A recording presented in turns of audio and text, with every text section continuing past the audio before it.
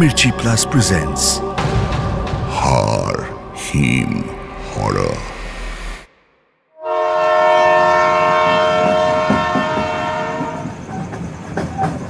কম্পার্টমেন্টের সবাই তখন ঘুমে আচ্ছন্ন। দুদিকের কিউবিকলের সব লাইটগুলো অফ, শুধু মধ্যের প্যাসেজের কম পাওয়ারের আলোগুলো জ্বলছে। চাপা নীল আলোতে এসি কামরার প্যাসেজটা দেখে মিহিরের মনে হয় যেন এক মোটা সাপ। তার মন যেন ফিস ফিস করে তাকে বলে,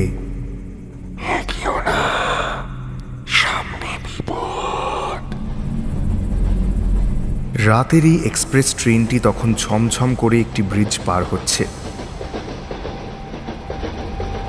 মিহির গভীর শ্বাস ছেড়ে আবার এগোতে শুরু করে। একটু দূরে হলুদ আলোয় আলোকিত দুলন্ত চৌকো দরজাটা দেখে ওর মনে হয় যেন ওটাই পৃথিবীর শেষ দরজা।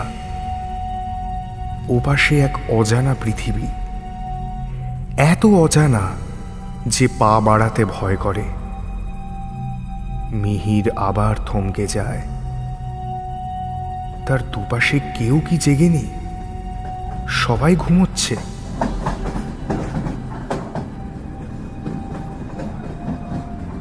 এই গভীর রাতে এমন একটা ছুটন্ত ট্রেনের কামরায় সে একা নয়, আরও একজন মানুষ জেগে আছে। এই ভরসাটুকু এই মুহূর্তে তার জন্য খুব জরুরি। তার চোখ খোঁজে জেগে থাকা কোনো একজন সহযাত্রীকে, যে কেউ একজন হলেই হবে। নিজের দুপাশে পরপর সাদা চাদরে ঢাকা শরীরগুলো দেখে মিহিরের মনে হয় এরা সবাই মৃত। সবাই যেন সারিবদ্ধভাবে কফিনে শুয়ে আছে। ঠান্ডা এই ট্রেনের কামরা আসলে একটা চলন্ত কফিন কেস। সে ছাড়া আর কেউ বেঁচে নেই।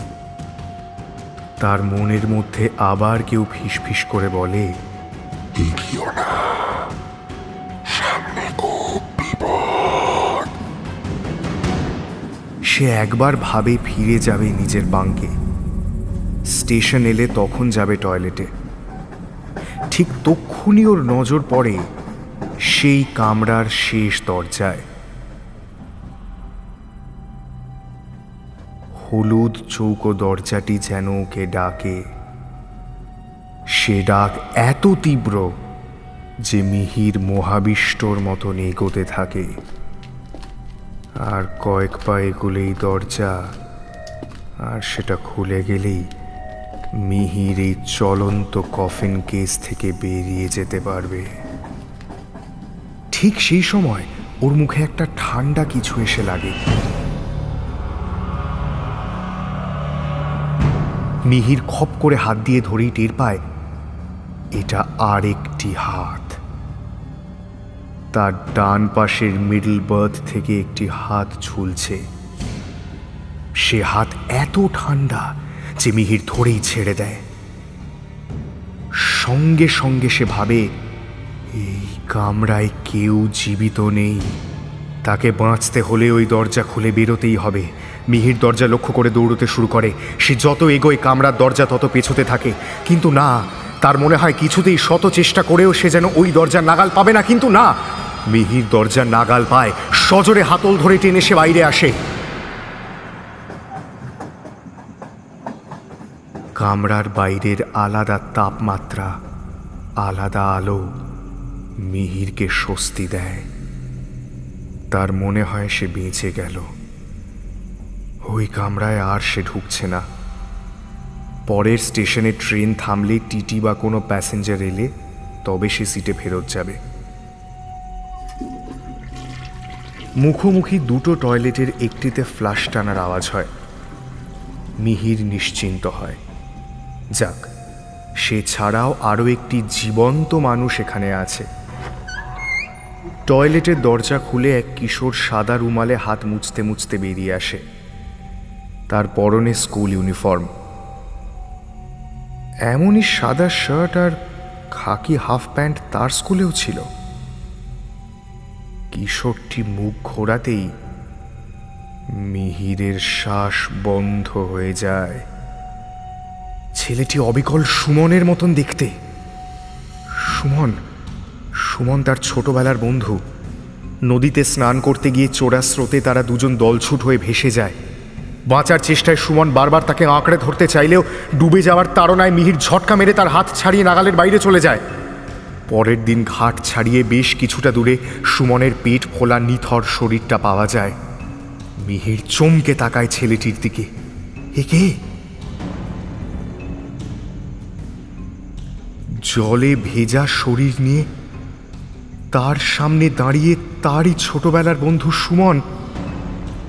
মিহিরের বুক থেকে কি যেন গলার কাছে এসে দলা পাকিয়ে যায়। ওর মন বলতে থাকে, পালাও পালাও এখান থেকে, পালাও পালাও পালাও পালাও এখান থেকে, পালাও। মিহির জানে সেদিন ও হাত ছেড়ে না দিলে আজ সুমনও বেঁচে থাকত। সুমনের সেই জলে ভিজে ফ্যাকাশে হয়ে যাওয়া মুখটা মিহিরের স্পষ্ট মনে আছে। একটা চোখ ছিল না, বোধহয় কোনো মাছে খুবলে খেয়েছিল। আচ্ছা, কোন চোখটি ছিল না সুমনের? ডান নাকি বাঁ? স্কুল ড্রেস পরিহিত সেই ছেলেটি মিহিরের সামনে এসে মুখ তুলে বলে, ডান দিকের চোখটা, এই দেখ, আর ডান চোখটা নেই, দেখ না মিহির, দেখ ডান চোখটা নেই। প্রবল আতঙ্কে মিহির চোখ বন্ধ করে ফেলে। চিৎকার করতে চায়, কিন্তু গলা দিয়ে কোনো আওয়াজ বের হয় না। জলে ভেজা ঠান্ডা একটা হাত ওর হাতে এসে পড়ে। মিহির আর সহ্য করতে পারে না। জ্ঞান হারিয়ে ট্রেনের দরজার সামনে লুটিয়ে পড়ে। অজ্ঞান মিহিরের আশেপাশে কেউ নেই, শুধু একটি আধ ভেজা সাদা রুমাল পড়ে আছে। ট্রেন আবার একটা ব্রিজে ওঠে।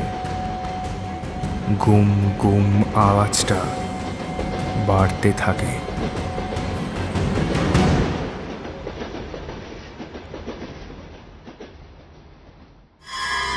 শুনলেন হাড় হিম হরর, নিবেদনে মির্চি প্লাস